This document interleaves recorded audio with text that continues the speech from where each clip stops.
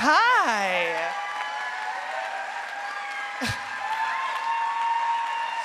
Oh my goodness. Everyone should experience that feeling once in their life. How are y'all doing? Okay, so my name is Jéhan Òsanyìn, and I'm clearly, based on my little skip jump, very excited to be here tonight. You can remember my name by going, yay, hand, without the D. I am your host for this evening. I'm never leaving. I live here now. So welcome to the 5th annual Ampersand Live. If you keep doing that, I'm never gonna leave this stage. So tonight is put on by this nonprofit organization called Forterra. Yes, we would not be here, thank you. So Forterra is Washington's largest land conservation organization that's dedicated to this region. And they believe, as I do and as I think most of us here do, in creating a sustainable future, one that includes wilderness and farms and forests and clean air and water and livable cities. Their mantra is one that really hits home for me right now. They ask the question, how can land make this place, in all of its beautiful complexity, better? Now, Forterra is all about land for good, and all of their work is done in partnership with fellow nonprofits, communities, and all the little not little, you guys are big, you're great, and all of the donors like you, and all the people that show up to places like this and to evenings like this. So thank you for being here. Can you give yourselves a round of applause? And keep that going for the Westerlies.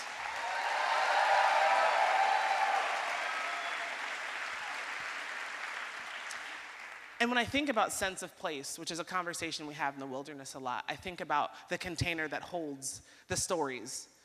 And I think about music. And so the Westerlies are gonna be here tonight helping us hold that container for story and for people and for place. Thank you. Gonna die.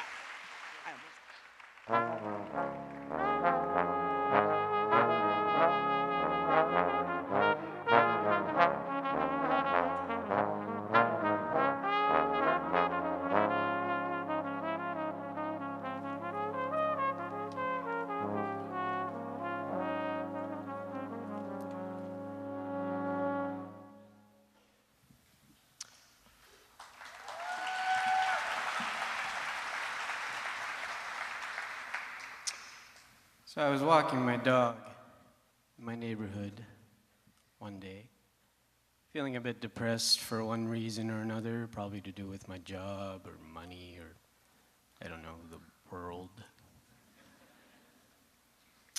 It was a beautiful, crisp winter day, and yet I was lost in my own head, holding a leash in one hand and my phone in the other, absent-mindedly scrolling through the headlines of the latest national nightmare on Twitter. It was then that I looked down at my dog. I noticed my normally energetic, curious little corgi was mirroring my own posture. Head bowed down, shoulders slumped, looking kind of bored and plodding along at a snail's pace. And immediately I thought, oh no, I don't want you to be sad. So I started skipping and running around. And sure enough, she perked right up, became more animated and lively. And we raced through the next 5 blocks in half the time it took to trudge through that first interminable block. And the funny thing was, just by pretending to be happy for her sake, I started to feel a little bit better as well. This made me think of how often we do things for the sake of our loved ones that we are not willing to do for ourselves. How our ties and commitments to each other pull us out of our own heads time and time again. As the old saying goes, no person is an island. When we fall into those moments of despair and self-pity, we need our dogs. We need our partners. We need our children. We need our families and our communities, and we in turn need them to need us. We need that sense of responsibility for each other's well-being in order to thrive as individuals. And merely by existing, just by being there, my tiny four-legged friend reminded me of this fact. So with this simple revelation in mind, I wrote this song. And although the words turned out to be more directly about the relationship between me and my wife, the star of the music video, the star of the music video you're about to see is our beloved corgi, Mochi. She has her own Instagram account, by the way. It's Mochi_the_corgi.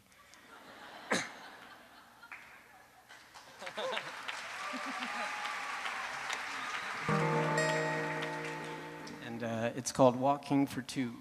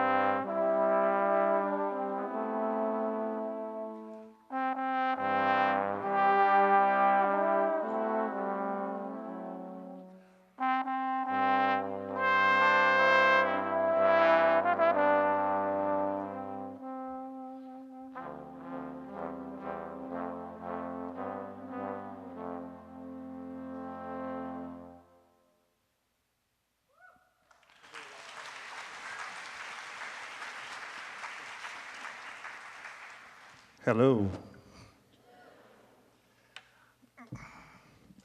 So, I'm an outdoor sports and landscape photographer, and occasionally I have people tell me I have their dream job.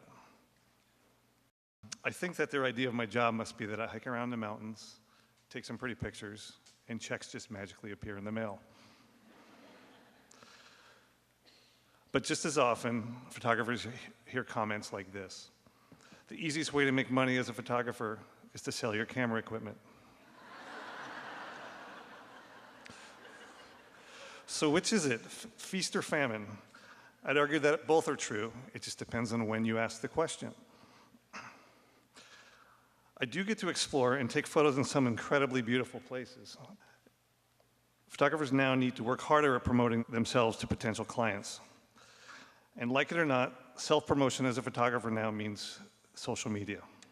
Social media has created a completely new way of earning money as a photographer. With a large enough social media following, it's possible to make a living as a photographer just through sponsored posts on Instagram. And Instagram is where most of that does happen. At around 120,000 followers, I have a fairly modest following on Instagram.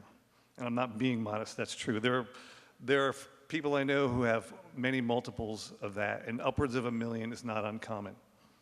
The National Geographic Instagram account has 92 million followers. I'm a contributor to the National Geographic Travel Instagram account, which has 26 million followers. This is orders of magnitude bigger exposure than what print media has ever been able to accomplish. This massive exposure of the wilderness on Instagram has been a direct injection of people into the outdoors. Guidebooks have been pointing people towards specific locations for decades. But looking at Instagram is like trying to take a drink from a fire hydrant. It's a deluge of awe-inspiring photos of the wilderness. Instagram also has zero entry fee, but without the guardrails of education of the safest and lowest impact way to explore the outdoors. Longtime photo hotspot Mesa Arch was well known before Instagram. This photo was taken about 10 years ago at sunrise, and there were 3 or 4 other photographers next to me. A photographer friend of mine recently visited here and said he had to arrive 3 hours before sunrise just to get a spot to shoot because it's become so popular. Or this shot from Colorado last year. There were probably 25 to 30 other photographers standing next to me when I took this. Social media also creates some strange trends in the outdoors. There's steel wool photography, and I'm not going to explain it, just look it up. It's crazy. People wearing dresses deep into the wilderness. And of course, hammocks are everywhere. I'm happy to report that peak hammock has passed. Influencers are slowly becoming aware of the impact we're having in the wilderness. The unspoken consensus among influencers is that the best option is not to tag locations at all, or to be sufficiently vague about the exact location. That's a good start, and one that I've adopted myself.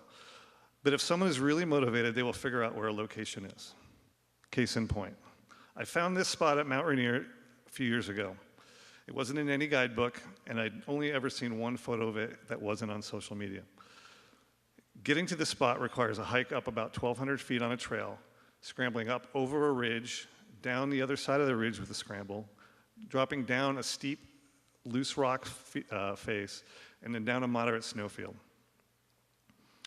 My photographer friend Scott Krantz, who has a huge Instagram following, asked me to share this spot with him. He posted this amazing photo from the same location, and of course, lots of people were interested to find out where it was. And Scott has never told anybody, even when he's been begged to share a location for a marriage proposal. I trust him on that. Fast forward a couple years, and this location is not, while exactly not overrun, is getting visited regularly, and by a different type of visitor. I've seen social media photos from here of engagement photos, weddings, and even maternity photos. And of course, everybody has the same right to visit these places. It just shows the impact that social media can have on the wilderness. The Enchantments area of the Cascades has been a popular spot long before social media. But according to the Forest Service, about 19,000 visitors, day and overnight visitors, visited the Enchantments in 2009, compared to 50,000 in 2016. That's a 2.5-fold increase in 7 years. And the Forest Service has asked people to stop posting photos from the Enchantments because they don't want more people to go. And it's hard to blame them because 50,000 people is a ton of people in the wilderness. And most of those people will visit in a 4-month period from June to October. So it's very crowded. So where do we go from here? Not labeling locations helps, but it's clearly not enough.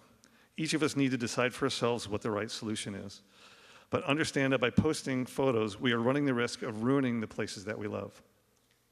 So what's my solution? It's been a combination of a few things. I only generally tag locations. I don't post images from some very special locations. And I also encourage followers to explore and find their own special places.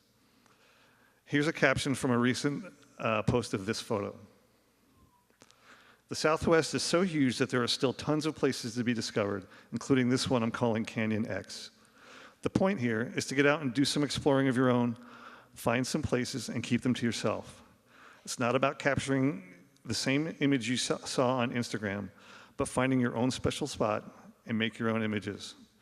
Do that and you'll be creating something new and special that will mean so much more. And of course, you know, I had a lot of people ask me where this spot is. Thank you.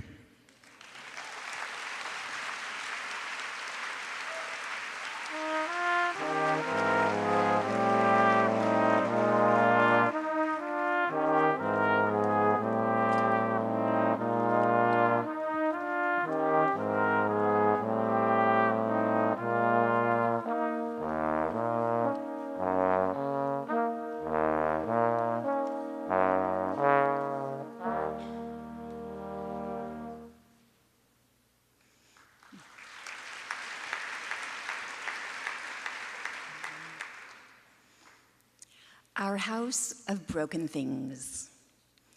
Hating people is like burning down your own house to get rid of a rat. It's a saying about the pointlessness of hating people. But what if it wasn't people you hated? What if you hated your house? And what if it were squirrels that invaded it? Last spring, my husband and I sold the house we had lived in for 34 years.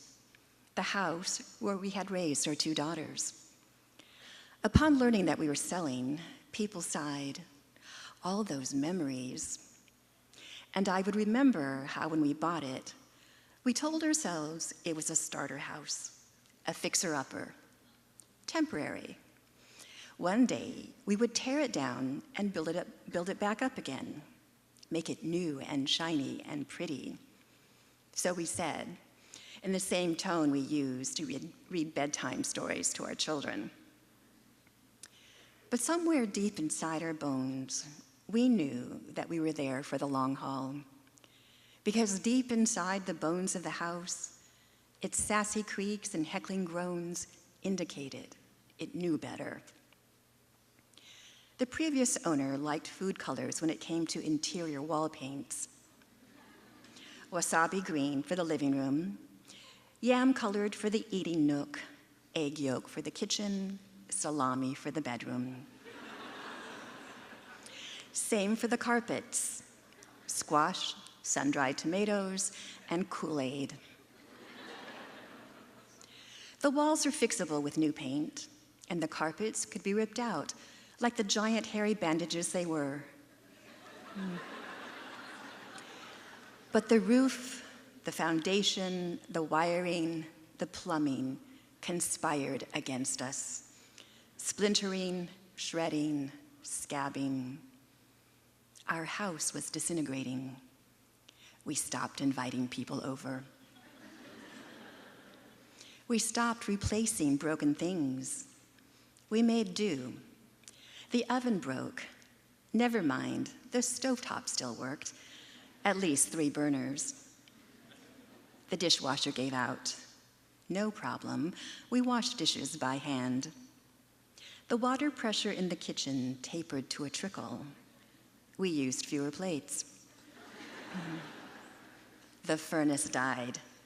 We bought space heaters and overloaded our circuits. We kept a flashlight handy for trips to the fuse box in the unlit basement. The slow crumbling of the house opened cracks and crevices, invitations to urban wildlife to seek shelter, store provisions, move the hell in.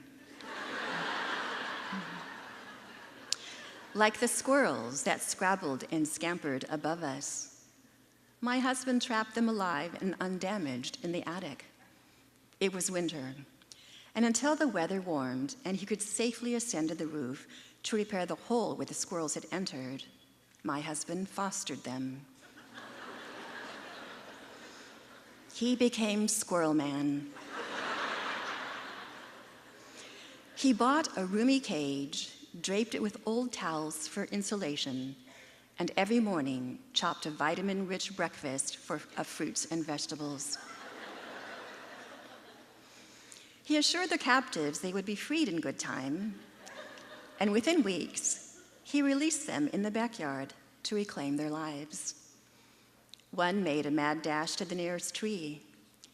The other paused as if to assess its options, then scooted off as well. And though there was no orchestral swell to add drama, it did feel emotive, a born-free kind of moment. Maybe these are the memories our friends were referring to when they waxed nostalgic on our behalf. But last spring, as we packed and slowly emptied the house of over 34 years' worth of belongings, we did so without sentiment, without regret. A few days before we were to vacate the house, I got a message from our younger daughter, now 28 and living in rural Ecuador, in a dwelling with few amenities and occasional blackouts, the kind of existence our house had prepared her for.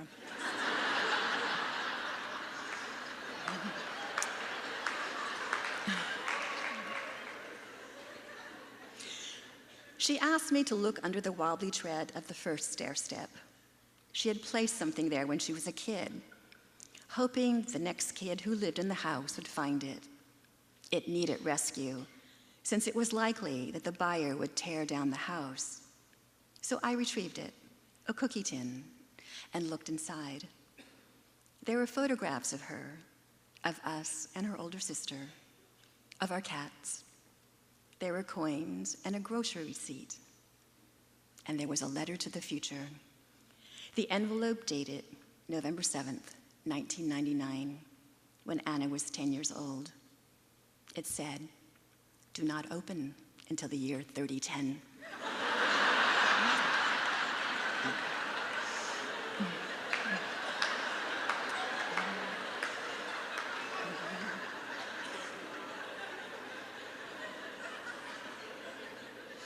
Anna gave me permission to unseal it, wondering herself what she had written almost 2 decades ago.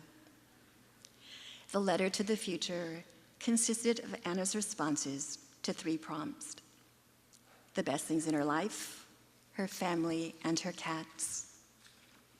Her personal goals for the future: to be a soccer player, a singer, or an actress, because they are all very important things. Her wishes for the future of the world: for people to stop polluting the planet, and for people to stop killing, hating, and hurting. We're happy to be out of our house of broken things. We're like the squirrels, trapped once, then freed. And now we have that memory that everyone wanted us to have. In that falling apart house, a 10-year-old girl wrote a letter to the future about family and peace and love.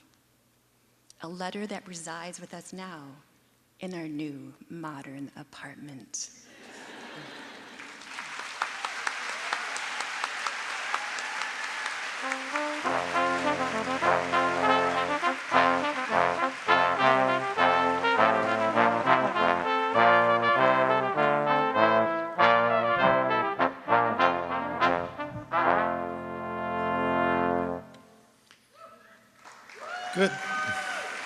Good evening.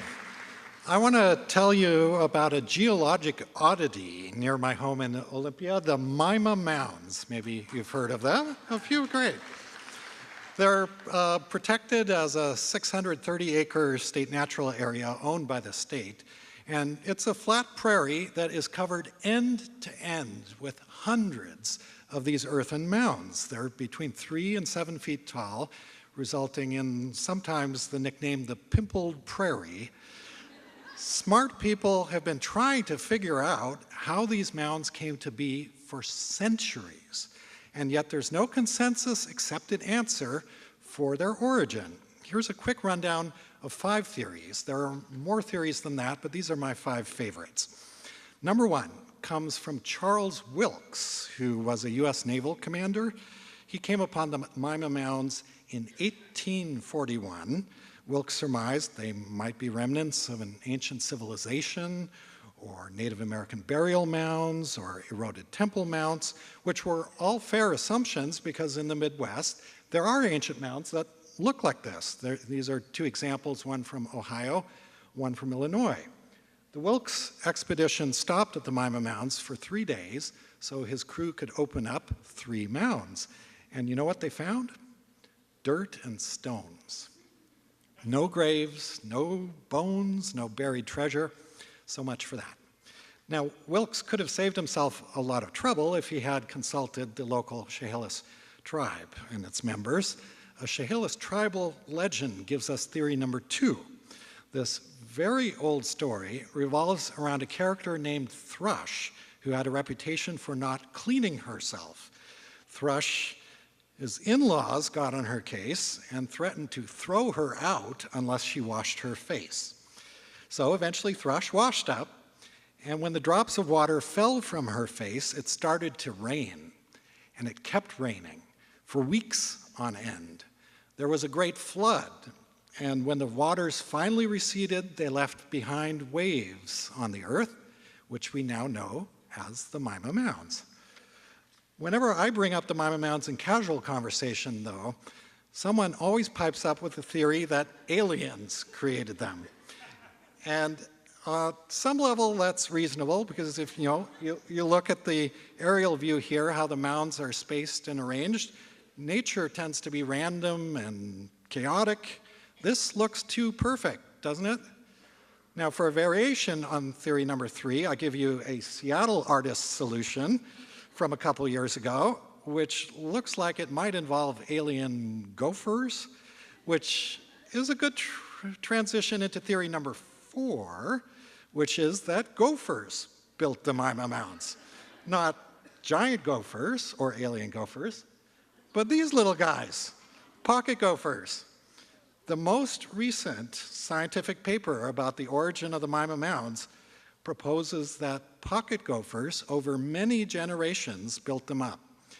Computer modeling done at San Jose State University said that it could take 500 years to get mounds the size we see today, but those little gophers and their kids and kids and kids could have done it. I'm going to give the last word, though, theory number 5, to 2 geologists from the State Department of Natural Resources. They explain the Maima Mounds as the product of glacial retreat at the end of the last ice age. So conveniently, the mounds are right at the southernmost extent of that massive ice age glacier there. You see that also carved Puget Sound. If you do a cross-section of a Maima Mound, on the inside you find just what you would expect a glacier to drop. So the mixture of stones and gravels you see at the inset there, lower left. The rest of this slide strips off the vegetation and reveals the underlying geology using a technology, aerial technology called LIDAR. And here the mounds look less regular than what I showed you before. And you can see, if you look closely, evidence of old water channels. And that could have been the runoff from the melting glacier.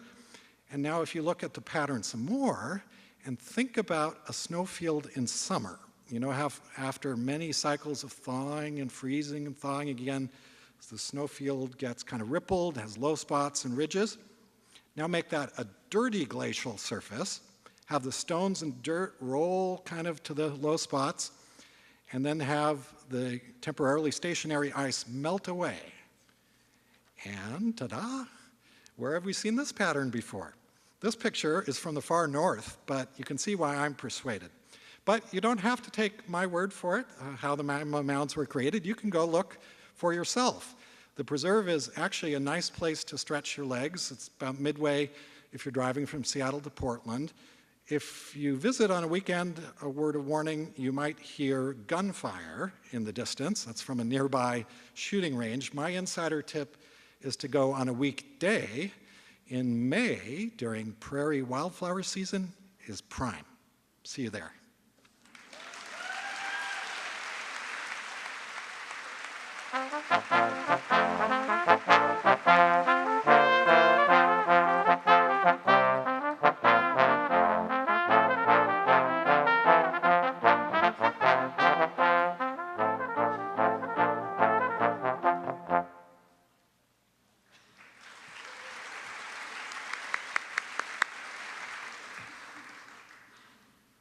Tonight is a celebration of place.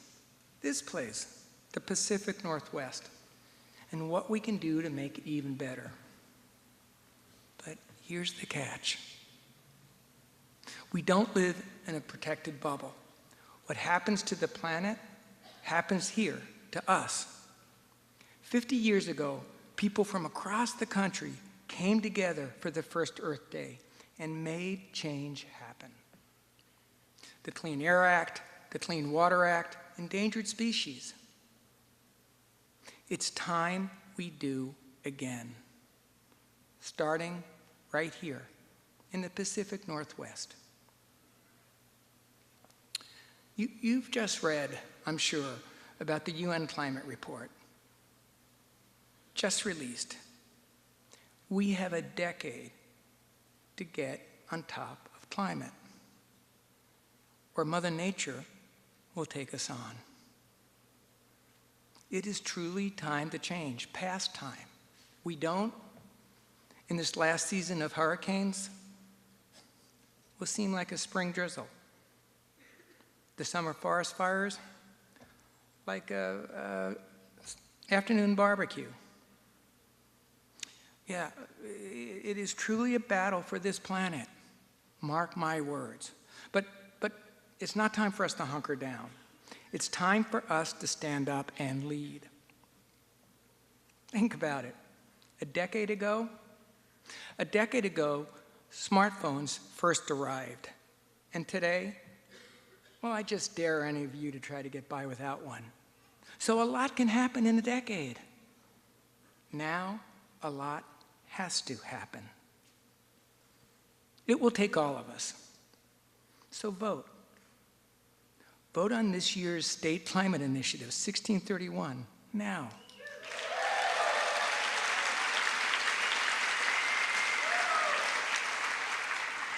And then, let's take the 50th year anniversary of Earth Day in 2020 and mobilize. Mobilize and come together like we do in this place when the stakes are high. Show the world that we can make the change to a true and lasting sustainability. It will take all of us. Please join us. Get involved. Get involved like Aji Piper, one of the courageous students that's taking on the federal government to do something about change, do something about climate, suing them in court. So it's going to take all of us, every age, every background. It is going to take all of us. Please visit us online and join us. Thank you very much.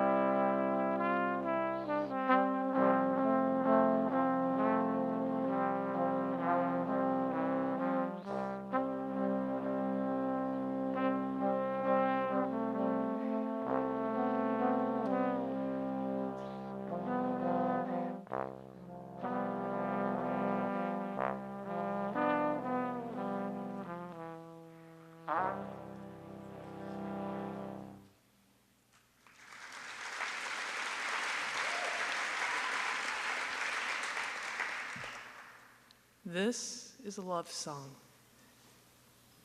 The thing I love about this place is how it can reach out and grab you. That moment when the clouds lift and boom, there's Tahoma, mother of waters, giant, shimmering, consuming the entire horizon. When drizzle carries maple leaves and suddenly I'm wet with August sunshine. The shadow of a bat, ravens muttering over a fogged-in campfire and coffee, seeing swallows above Magnuson ponds for the first time in the spring and realizing they've just flown in from South America. It's why the summer choked me up. To read Linda Mapes' account of Tahlequah, keeping her calf afloat, pushing over 1,000 miles through 17 days and nights without relief. I cried, not just for Tahlequah, or her dead calf, or the young whale Scarlet who died a few weeks later. I cried for all of us. None of us want to lose the orca or be smothered by August smoke. The problems we face are wicked. They've been a long time in coming, but now we are here. This is an emergency, and it's time we act like it. We've got 10 years. 10 years in the fertility of the orca female who remain. 10 years to make rapid, unprecedented, wide-ranging changes in all aspects of society if we're to avoid the worst devastations of climate change. We call this evening Ampersand to evoke the spirit and hope of Forterra's work. Forterra's mission is to protect keystone places that are here for a positive future, for nature and for people, for all of us. Tackling our challenges will take all of us from every background, from every viewpoint. My dad, he came from a string of subsistence farmers who worked hard soils in Arkansas with horse and plow. My mom was from a line of loggers and fishermen, livelihoods that were not gentle on this place. When my grandfather, a Norwegian immigrant, lost his fishing boat in the Depression, he moved his family to 19th and Union here in Seattle, where my mom grew up among families from all corners of the earth. As for me, I'm the last child of a rowdy family, always looking to get along. I grew up near Olympia, at the end of the Salish Sea, a place called Chatwood, or Black Bear in Lachute. My mom taught me to love our place with our own names. Ice Cream Mountain, the big tree, the ditch, where a small stream and a hedgerow ran. She repaired, reused, composted, recycled. She believed, waste not, want not. My folks were libertarians who minded their own business and would invite you to mind yours, thank you very much. Our community voted in Ronald Reagan, but I enrolled at the Evergreen State College. And while there, my alternative lifestyle was staying home living with mom. We're all so connected to each other, to our histories, to our common struggles. I think of a farmer up in Snohomish County, a good friend. We can disagree on politics, but we bonded through our work to save a farm, a love of place, and shared hopes for the future. We are connected to each other, and we are connected to the land, even when we don't know it. Up in the hills, a healthy forest is nourished by the remains of salmon who've swum from sea to spawn and been scattered among the ferns by bears. Those same trees, they fall in the rivers, create pools, spots for salmon to lay their eggs, and log jams where fry can hide as they make their way downstream.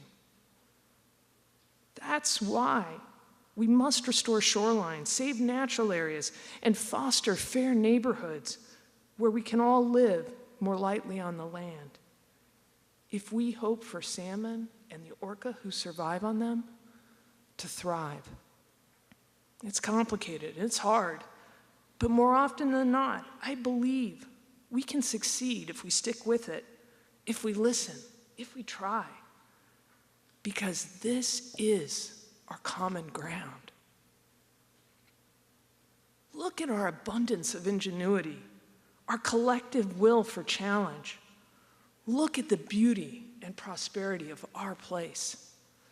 The seeming chance connections weaving our lives together, a Hmong flower farmer at Pike Place, a third-generation logger restoring creeks for salmon, realizing over coffee that I'm working with the children of schoolmates of my mom's, a wolf in the Teanaway, a wolverine on Ingalls Peak, a sunset at Shil Shul, or the black knife of an orca slicing the golden light.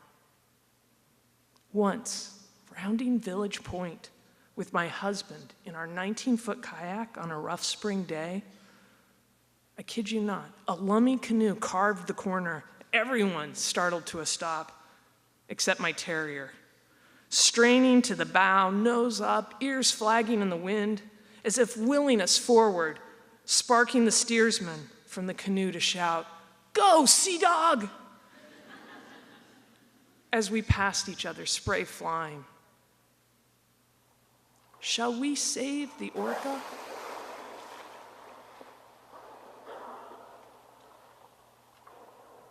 Shall we solve for climate change?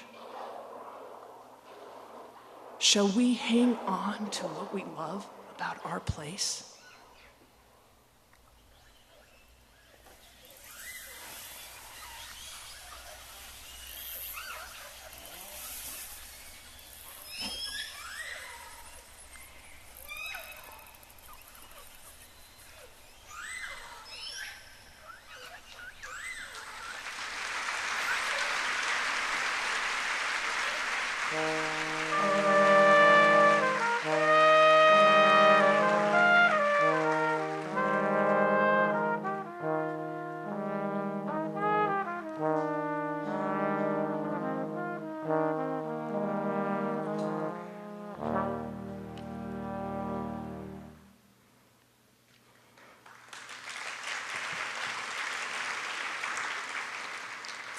So the first thing you need to know about me is that I love wood.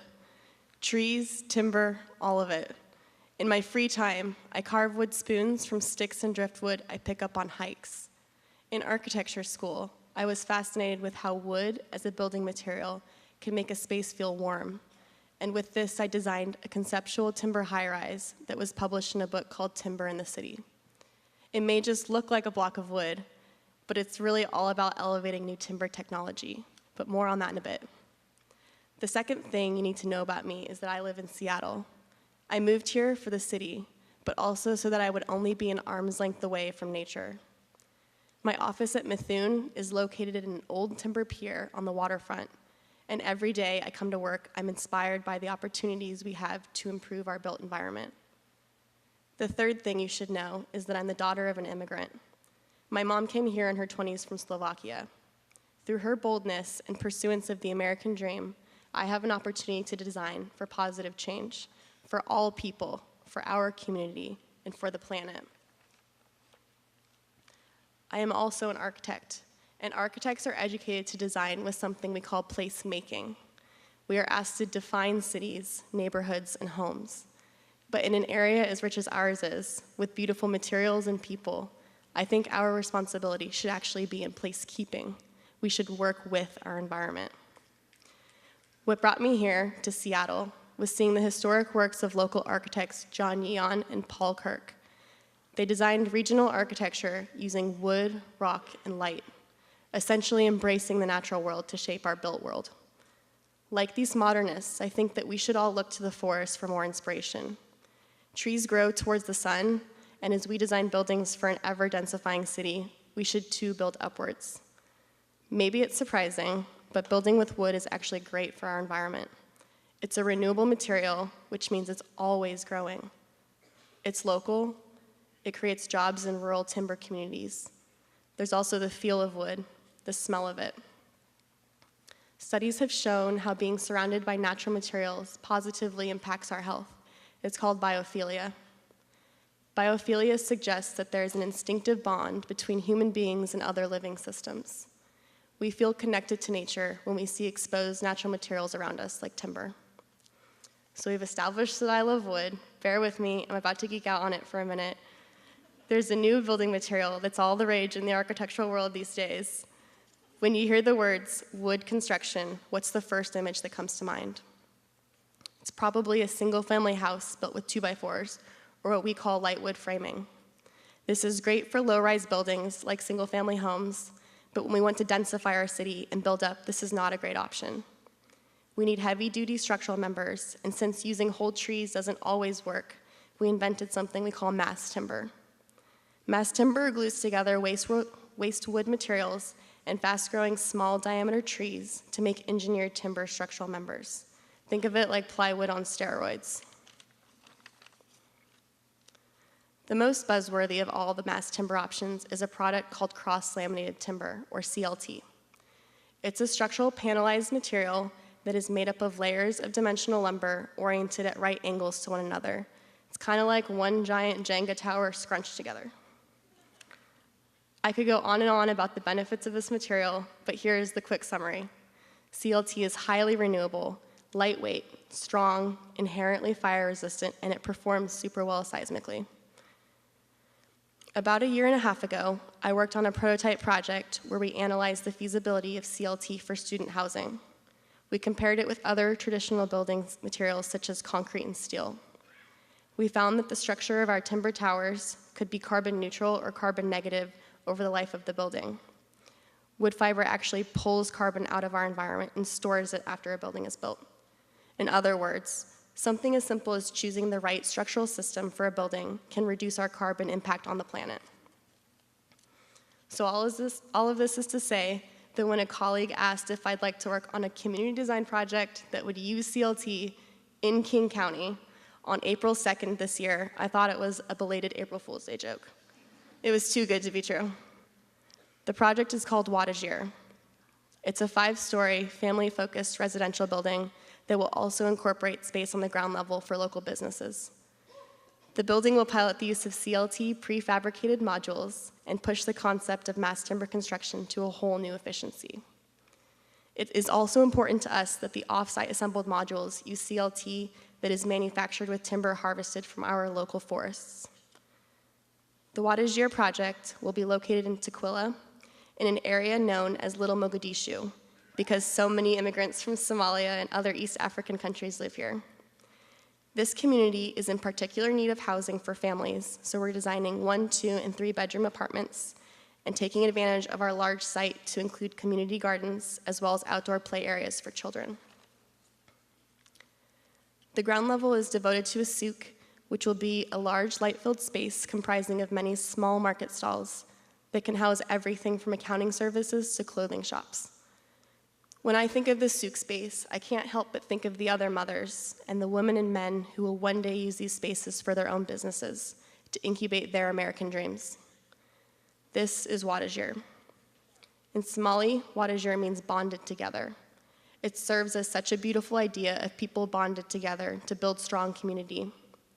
I also can't help but think of the many planks of wood bonded together that will create the building and will help keep our inclusive place in the Pacific Northwest. Thanks.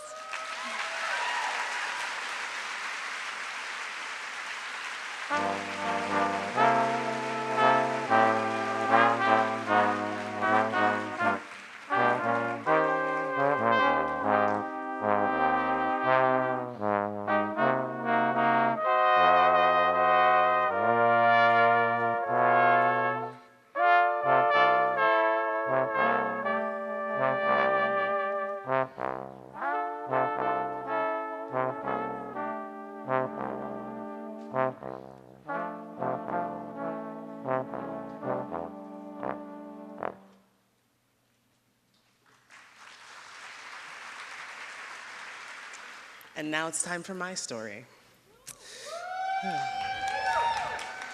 So as I was putting tonight's slideshow together, I was very excited. And I looked back and was like, oh, that's too many pictures of your dog. So we're gonna roll through them very quickly. This is my favorite picture of this dog. His name is Garvey, after Marcus Garvey, who is Jamaica's national hero. It was taken by my friend. Yes, Jamaica. It was taken by my friend Jody Ann. And this is the epitome of his personality. Just like pack all wrong, thermarest all sideways, and like happy to be here, friends.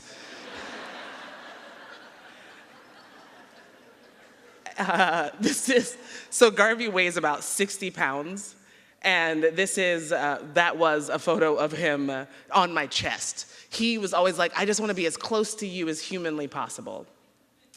And this is at our favorite place in Seward Park, right off by, what is it? It's in Lake Washington. But he always stayed right by my back or right in front of me. And he always was like, I need my anus on your toe at all times. And that was his other favorite spot in the circle, and right in a little circle right in front of Jéhan. And in real life, he was also there.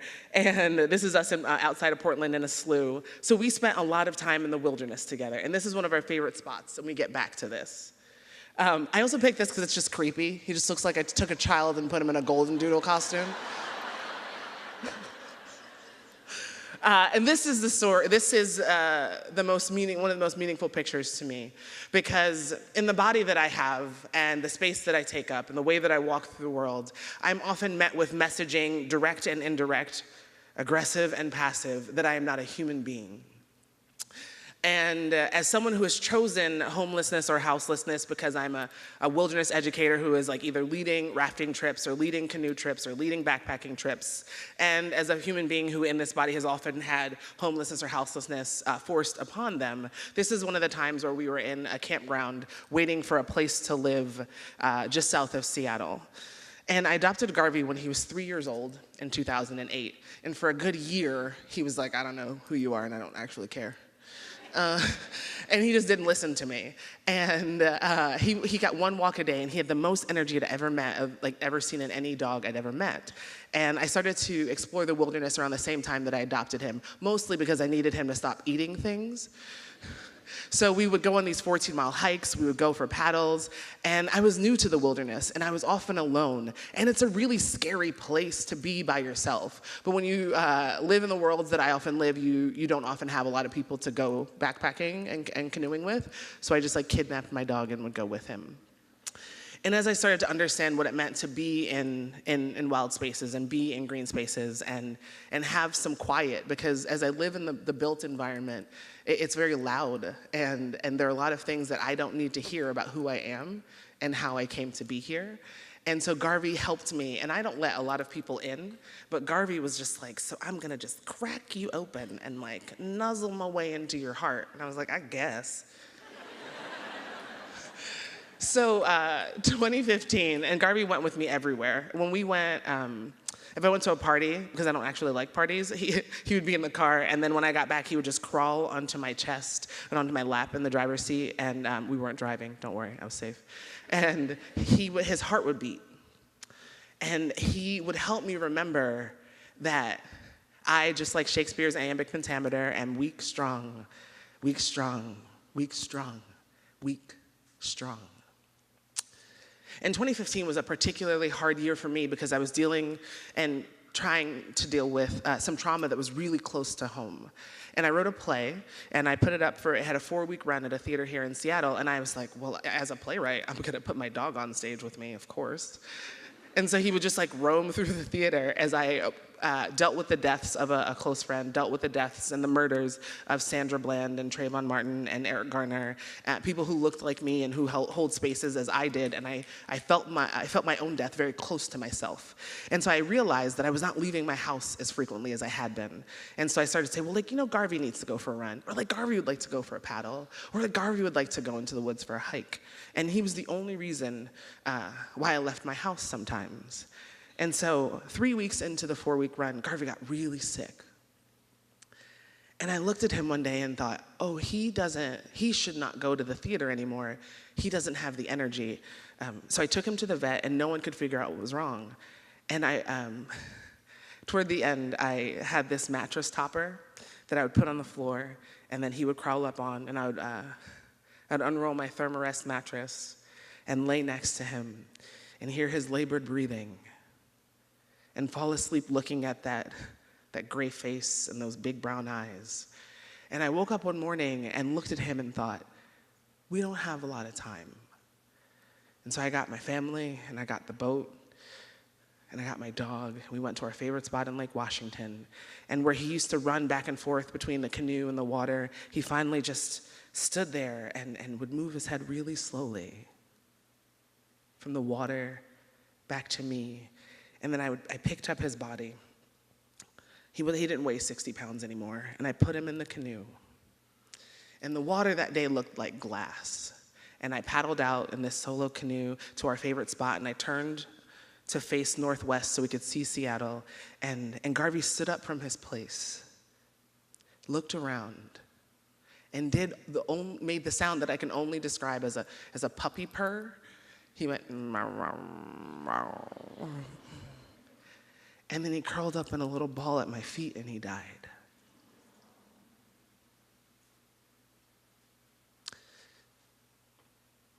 And in this boat, on what felt like the river Styx, I took the longest relationship of my entire life back to the shore to my family.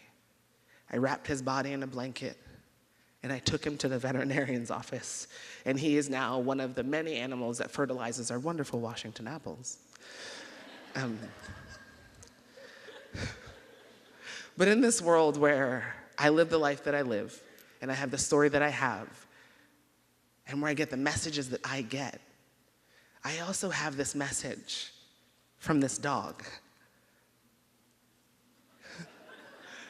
that no matter what anyone tries to tell me, and what I often and without my own consent repeat to myself, that I am human, that I am a person, and that I have a place. Thank you.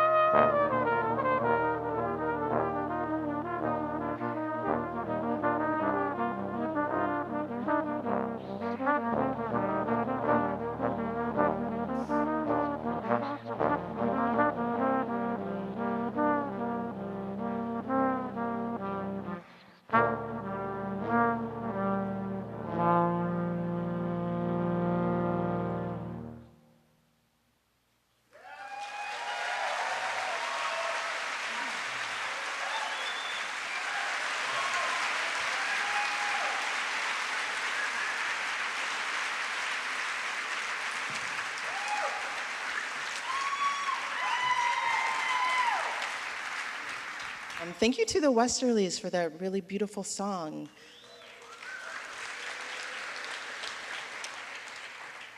I'm nervous, so I'm just gonna jump right in. This is dedicated to the late Yoko At, along with all who believe in love, beauty, and justice. I want to begin by acknowledging that I am a guest on Indigenous land. I am grateful for the generosity of the Coast Salish tribes who have stewarded this land since time immemorial. And this is a visual story about America. So I want to start by saying, in my artwork, I often look for a resting place in my mind so I can step away from some of the racial hell that makes America, America. I have found over time that it's actually really important for me to consider Indigenous sovereignty because I believe in Black liberation. So it means holding the snake in our garden until it swallows its tail because it tells the story, its secrets. That is to say, I keep my eye out for the divine most days. So if we think historically and chronologically, the Indigenous Holocaust in America is followed by the Holocaust of the Black transatlantic slave trades.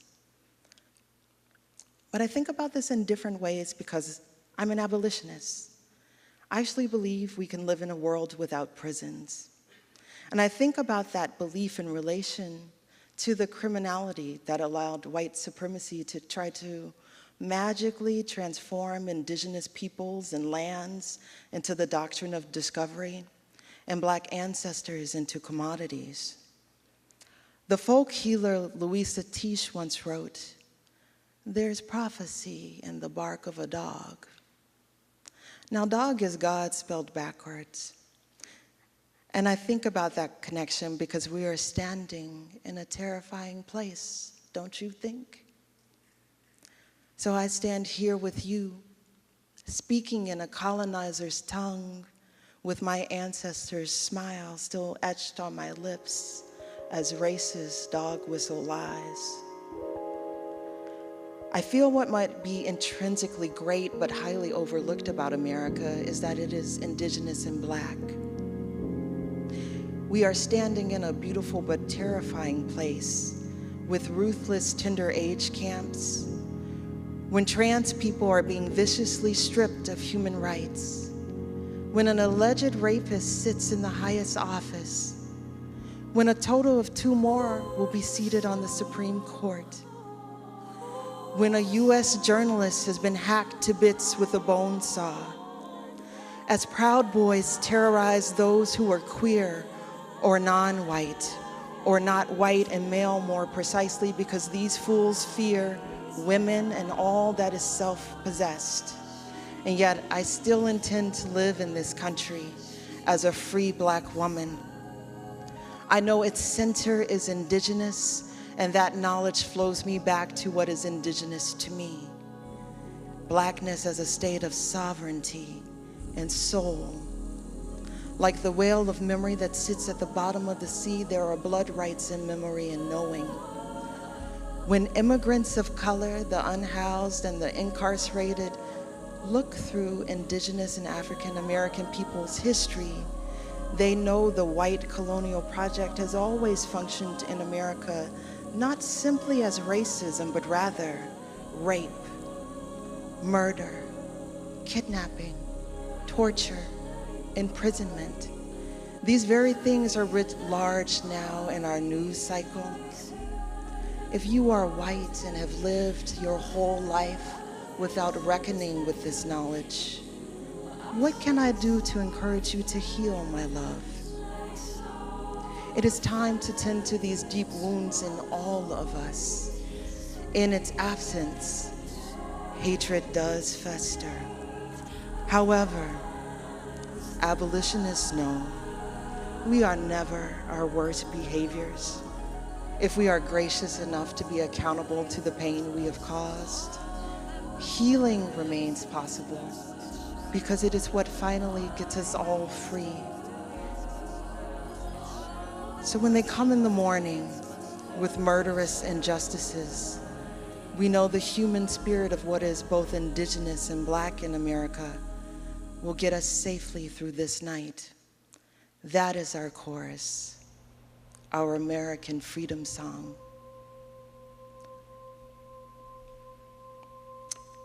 A postscript. The trees and oceans are our ancestors. They have looked on knowing what they knew in silence and have still provided solace as genocide and slavery unfolded. If my soul becomes a list poem, come hold me. Remind me of the nerves lacing my skin, not simply its color. Remind me that there is red flesh beating underneath the curve of my rib, the song it sings holy. With that, God bless. I also want to encourage everyone, and maybe especially Forterra, to consider actively returning lands back into the hands of Indigenous people and to communities of color. It is long overdue.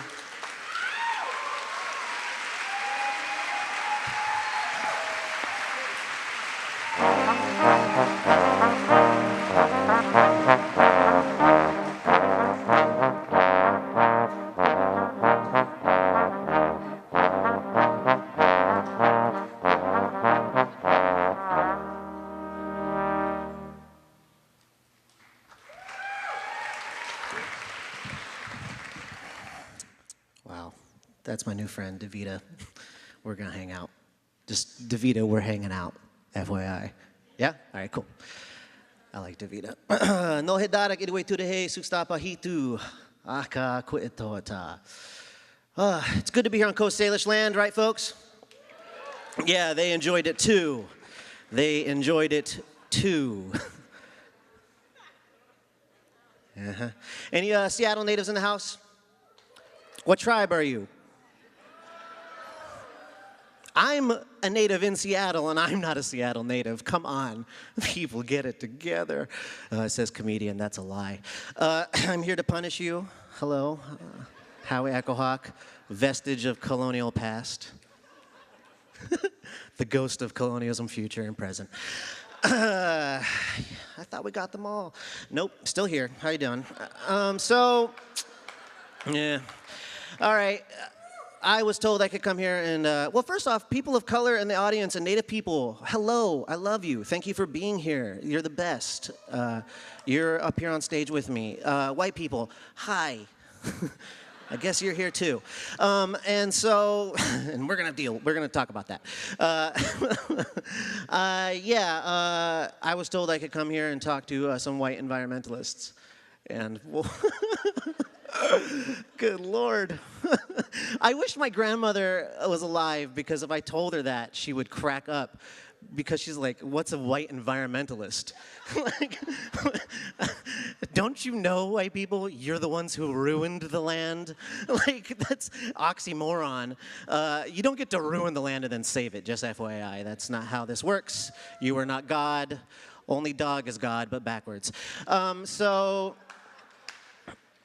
Yeah, let's talk about my grandma. My grandma, Katie, Athabascan woman, matriarchal chief of the Matasta village where I grew up around, up in Alaska. She was a Native American rights activist, right? She went out and she went to the Supreme Court 3 separate times, I believe, and won to fight for our subsistence fishing and hunting rights as Native people.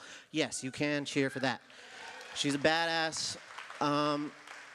And I was asking my mom about her, and, like, you know, because my grandma Katie famously would say, like, I didn't want to do this, but I had to do it, you know? And so I kept on asking, like, was there more to that? Why did she have to do it? What was the reasons that, like, she said? And my mom looked at me and she smiled and she said, she just didn't trust white people. She's like, they're like lost children, and they don't know what they're doing. How are they going to fix it? They messed it up. And I kind of started cracking up because my grandma, I remember vividly my grandmother taking in the governor of Alaska, Tony Knowles, at the time. He came down from Anchorage, I believe is where he was living. He came to the village after we had won the last Supreme Court case, and the state of Alaska was going to be able to decide whether or not they wanted to appeal, right? Tony Knowles, Democrat. He came to the village because my grandma invited him, and she treated him like this kid the whole time in like this most loving way. And I truly believe she's like, look at this lost little white man just down here. He tried to pick up a fish to hold it like for a picture, and he dropped it back in the water. And she goes, he must have got a gubernatorial pardon. Hilarious. So, oh, white people, you're so fascinating to me because you do have a lot of heart. You want to help, and I appreciate that. I spent some time in Standing Rock back when Standing Rock was in the news, yeah. And I was just there for a little while, and when I was there, there were so many Native people. It was like the most people that was ever there at Standing Rock, and there was just Native people from everywhere, and it was like this amazing indigenous camp where everything was, you know, the stuff you saw on the news was like violence and terrible things, and that was true, but inside the camp, it was this beautiful place. Like, it was just gorgeous. I wanted to live there. All of us Native people that went there, I could tell you, we wanted to stay there forever. And, you know, after I left for a little while, I had to come back to Seattle, and I have many cousins and stuff that stayed there. And the camp changed very quickly, because once the fever pitch in the media started, all sorts of white environmentalists and white hippies, same thing? I guess some of them smell better. I don't know. Is that what it is? Hippies don't use like the right kind of deodorant. Some of you understand. Some of you smell bad. All right. Comedian. And so they brought all these people in, and we needed an influx of people. We called for it, right, at Standing Rock. But one of the things they brought was a vestige of colonial past, and they started to colonize the movement, and they started to take charge of things. And at one point, some money went missing, and my tribe, the Pawnee tribe, they had gone out shopping for the camp, and they'd taken like $2,000, and they brought it back. They brought the receipts, and this lovely young white woman, lovely young liberal white woman, little both in integrity and stature, and she came up to them and said, basically, we think you stole the money. Now, she said that to the chief of the business council of my tribe. She said that to him. We think you stole the money. They talked, and he basically sent her away, and they found the money later. Imagine that. And what happened the next day is that everybody was mad because things were changing so fast. And they went up to the big part of the camp where everybody meets, and my tribe and some of the Sioux leaders had a talk with the whole camp, basically, whoever was there, saying, things are changing now that you white people are here. You need to understand, we didn't have these problems before you came here. And they went one piece by one piece, and they kept on saying, if you want to fight the black snake, you got to believe us, you have to trust us. And the thing I'm going to leave you on, because I'm a comedian and sometimes I don't like to tell jokes, but one of the things I'm going to leave you on is my cousin, he said this beautiful thing, and he said, how can you fight the black snake when you are the black snake?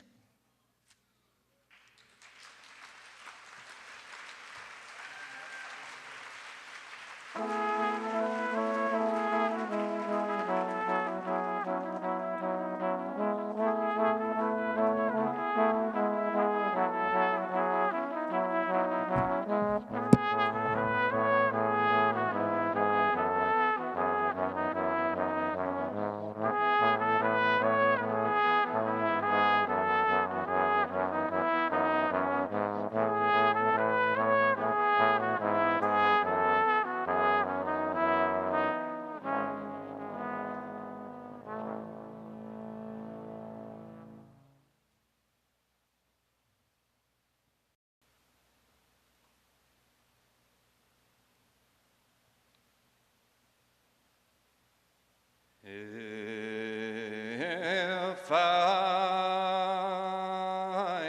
should die here by his hand, Lord, please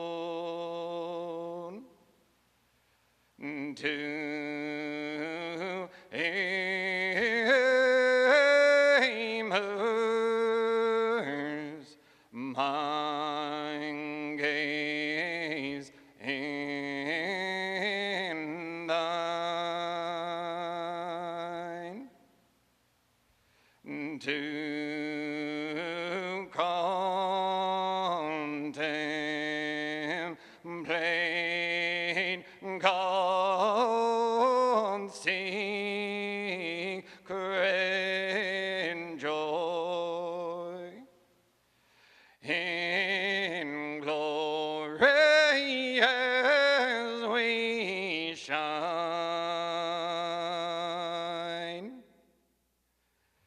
In glory as we shine.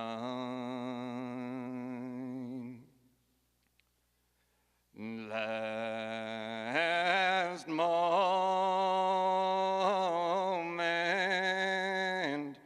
friend, this blessing keep,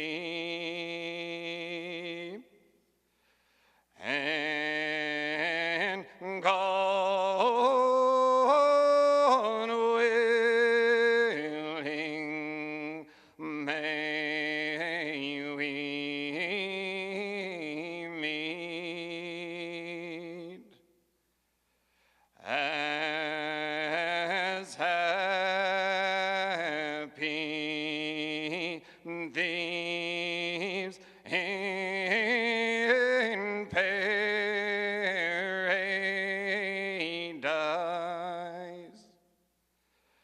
beneath thy mercy seat.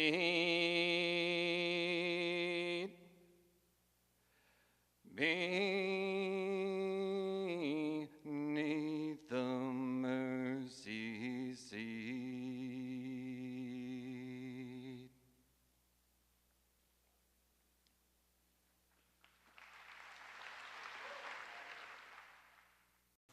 As I was preparing this presentation, I started out thinking I was going to tell you a story about a magical rainforest and the ghost that inhabits it and protects it. It's a true story, actually. The rainforest is just across the state and a little ways north from here. The ghost is a caribou. But that's not the story I'm going to tell you tonight. You can read about it in this book, The Caribou Rainforest. I highly recommend it. Just about all the images you're going to see tonight are from it. But tonight, I want to share a story about grief and hope, and about loss and love. I'm a photographer, so much of this story is written into the images here. Since this is a story that's not mine alone to tell, I want to share some messages directly from the humans, wild creatures, forests, waters, and mountains of this place. The Caribou Rainforest is the last inland temperate rainforest on planet Earth. It is still home to every species of plant and animal that lived there when Columbus landed 5 centuries ago. It is home to the most unique population of caribou anywhere in the world, animals that have adapted to survive off of lichens blown out of the tops of old-growth trees. For over 10,000 years, it has been growing since the retreat of the ice. The huge amount of biomass accumulated there has been pulling carbon out of the atmosphere since then. It is now home to plants, lichens, animals found nowhere else. Today, we are turning this forest into dimensional lumber, cedar siding, toilet paper, and a graveyard for the creatures that depend on this ecosystem. It is home to dozens of First Nations and tribes, some of whom have treaty rights with the United States and Canada to access their traditional resources on these lands. But much of the rainforest has actually never been ceded to the settler colonial government of Canada, and by international law still belongs to the original peoples of this place in its entirety. Here are some of the thoughts of the First Nations and tribes that live in this place and call it home. Gary Aitken Jr., chairman of the Kootenai tribe of Idaho. This land here is very sacred. We were put here to take care of it. That's what we were told by the creator, Huthkana Pika, that this land is here for you to use. As long as you take care of it, it will take care of you. And we do our best to try to keep our part of this covenant. It's our covenant with Creator. Chief Roland Wilson of the West Moberly Dunisa First Nations. Our elders have told us the caribou were there for us, and now we need to be there for the caribou. We're concerned about the caribou because that's something we live on. We sustain ourselves on that. And if that disappears, how much longer before we disappear? They tried assimilation, that didn't work. Now I think it's cultural genocide. They're forcing us off the land. They're forcing the animals off the land so that there's nothing here to call Deniza anymore. We've been here for 10,000 years and we're not going anywhere. We're gonna be here long after the province is done raping and pillaging the resources out of this land, and we're the ones gonna be here cleaning up the mess that they've made. Bob Campbell, Sinixt elder, and note here he references the assertion from Canada that his people abandoned their homeland north of the border as justification for declaring the Sinixt extinct. For us to leave of our own free will, happily, that's bizarre. Because did the Stililcha leave happily, the caribou, thousands of them? Did they just leave? No, they were murdered, every one of them, and we were murdered. All them Stililcha got wasted just the same as the buffalo. Me and the caribou, we share the same rape and destruction. What's the most important to you? Me, my people, or the caribou? Or do both of them go together? What happened to them happened to me. Harley Davis, former chief of the Soto First Nations. I have to ensure that there are caribou here for my grandchildren to see, not just read about in books. Without the animals and without the trees and the forest, our culture could not survive. We need them as much as they need us for protection. Since I set out to this place, to explore this place, the caribou rainforest, my goal has been, in part, to bring stories of the caribou rainforest back to my community, to you. Most importantly, the stories of those whose voices are seldom heard in the halls of power and influence in our society, but whose voices should be at the center of our conversations, whether they speak in English, Tanaha, Sinixt, or in a language other than words. None of us are so very different. We all want a safe place to live, the ability to feed ourselves and our families in a relevant cultural context. This is true whether we live for 1,000 years rooted on one piece of ground, migrate up and down the mountainsides twice a year, or check our Instagram account compulsively. And what drives all of us, at least in our best moments, I would argue, is love. Love of family and community. Today, we in the dominant settler colonial culture of this continent are being challenged to expand our understanding of family and community to include more than just our own children, but the children of all of the members of this planet. There is work to do. Let our love of life, of our relationships, and our place be our guide and our inspiration. If there's one final message that I bring back from this magical place, it is very, very clearly written into the tracks of the caribou and the seedlings of cedar, fir, and spruce. Keep going. Thank you.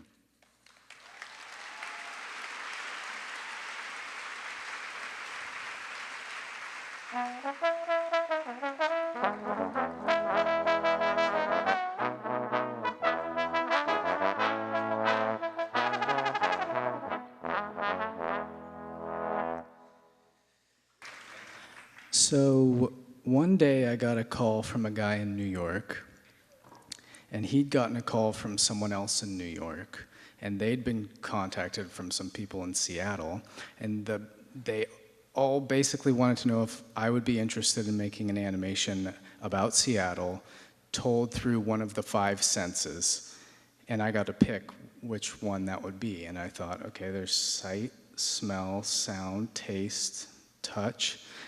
And I thought, okay, what would be the easiest one to do?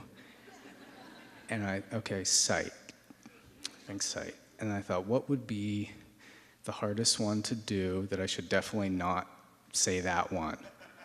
And I thought, smell. That would be very hard to do an animation about smell. Don't say smell. Whatever you do, just say sight. And then out of my mouth came smell. I'll do smell. And so I thought, well, what, now that I've done this thing and said smell, and now I have to do this, what, who would be the best thing to take us on the smell journey of Seattle?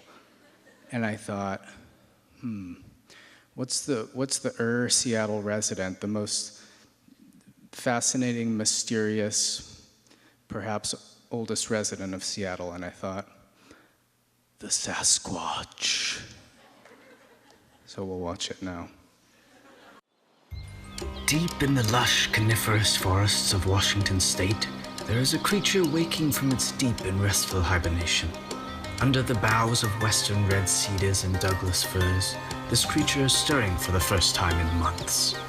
She is the most elusive of any mammal in the Pacific Northwest. She is not the spotted leaping squirrel cat or great horned raven, nor is she a wolverine moose or albino elk beaver. No, she's the most secretive and understudied of all of them. She is the Sasquatch, and she is hungry. She will begin following her powerful nose to wherever it takes her. Let's join her, shall we?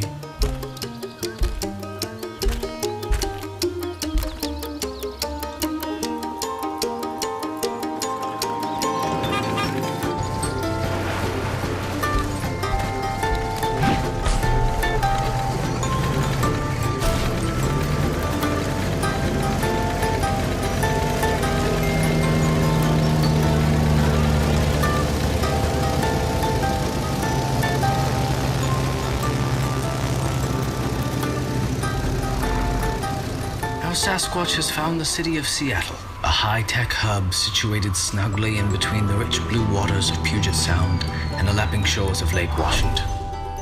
She will explore the many different neighborhoods Seattle has to offer, and each of their unique smells. She detects the faint breeze of artists and industry in Georgetown, and the salty fragrance of high tide in West Seattle. She encounters the unforgettable bouquet of fresh crab and salmon at Pike Place Market. And the unmistakable emanation of chocolate popcorn at the Cinerama. She detects the essence of maritime history and ballad in the pungent odor of a troll under his bridge in Fremont. The perfume of cherry trees on the University of Washington campus. The redolence of youth and energy on Capitol Hill. The spicy essence of ginger beer and the unforgettable toastiness of coffee roasting. She smells the high altitude of the Space Needle and the no altitude of Carkeek Park and the fragrance of those trees that call her back home.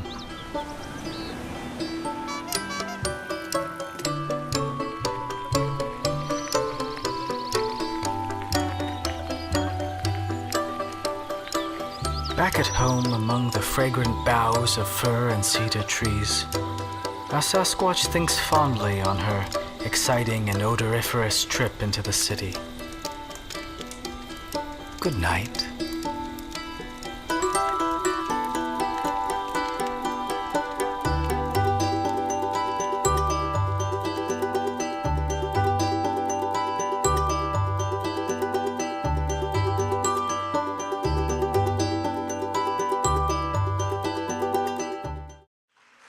Thank you.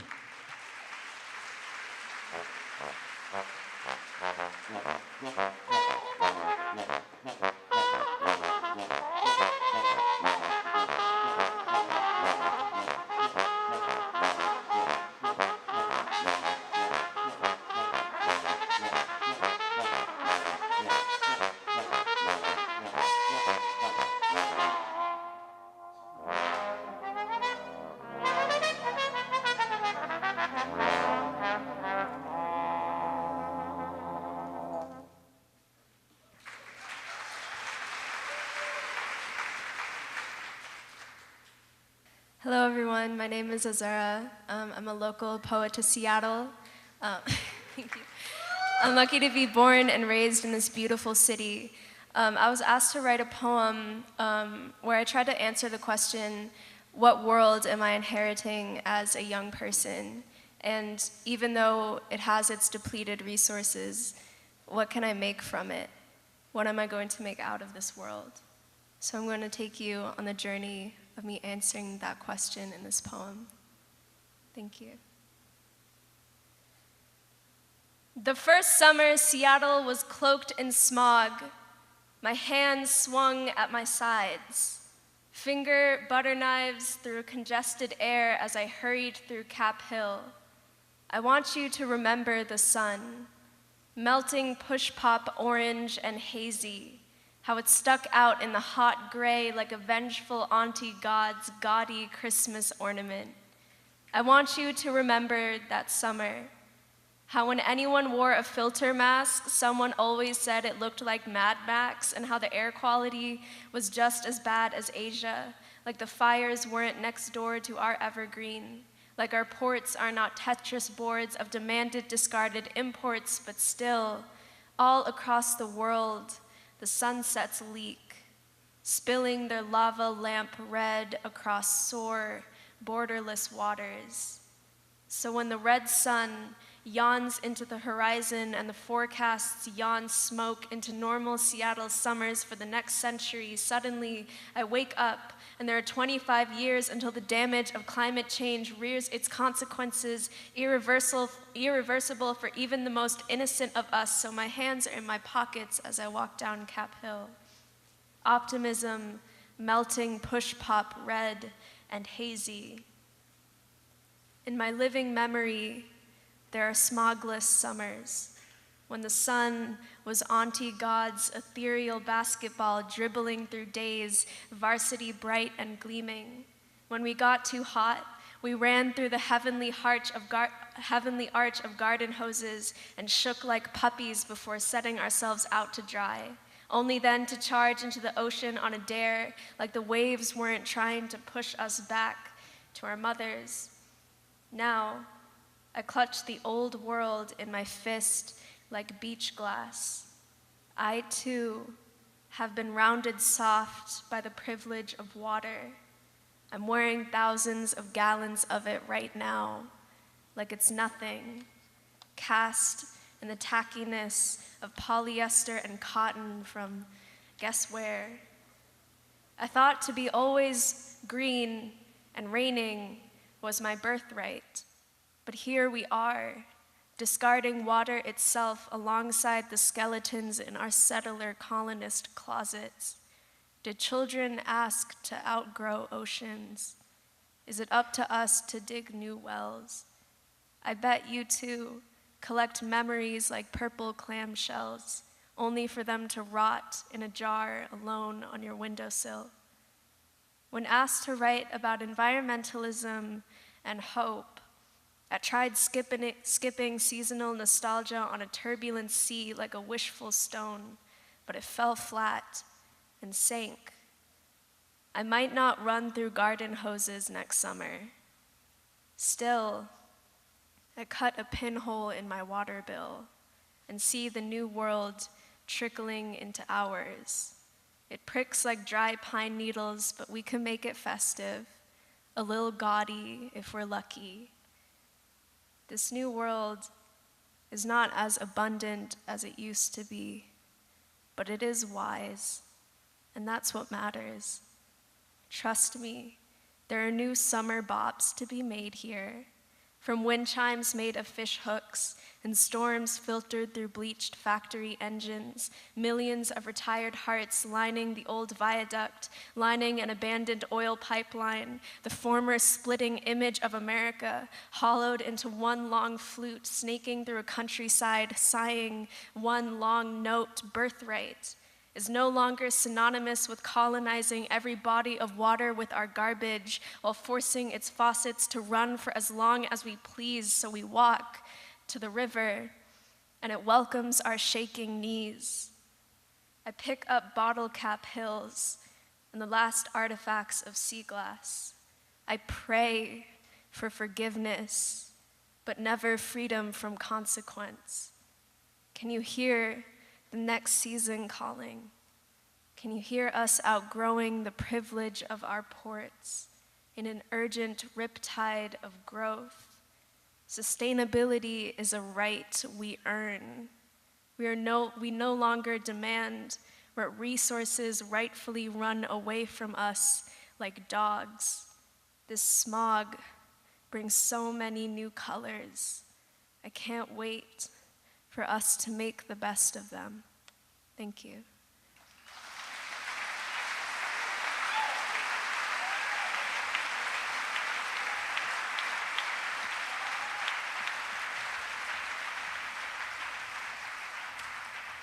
that's it. Y'all have a good time?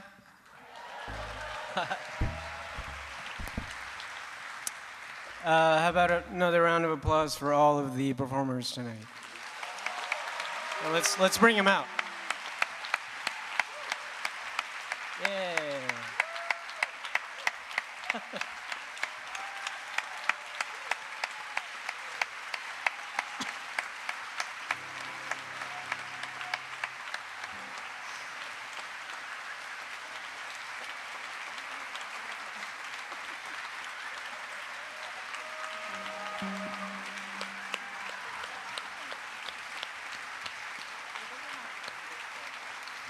It is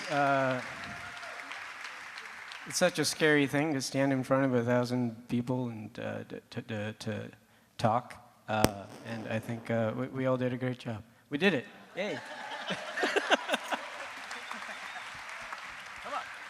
We have one more treat for you guys. This is a song I wrote, and it's called "Keep On Moving," and that is, I guess, the message that I'd like everyone to walk out here with, and just keep on moving. Whatever actions you take, just keep doing it, you know. And I'm gonna need your help on this. Will you help me? Yeah? Okay. All right, so put your hands together.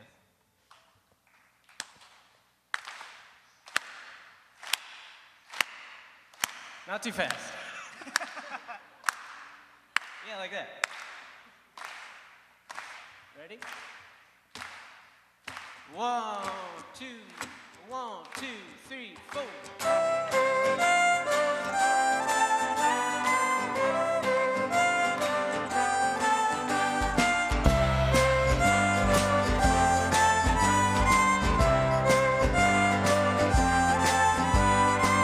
Heart to heart, oceans to oceans, love so strong can't be held by no walls, and it's hard to believe it. You know you must believe it. Every child needs a family to love them. Everyone needs a place to call home, and it's hard to believe it. Some folks just don't believe it, but we gotta keep on moving. Keep on moving. Keep on moving. Brighter days ahead. No. Ugliness and hatred all around. We got much more good to be found, and it's hard now to see it. You just have to believe it. Heart to heart, oceans to oceans. Dream like ours can't be held by no walls, and got to believe it. You just have to believe it, and we better keep on moving. Keep on moving. Keep on moving. Brighter days ahead. No. Keep on moving. Sing with me. Keep on moving. Heart to heart, oceans to oceans. Keep on moving. Keep on moving. Keep on moving. Keep on moving. Keep on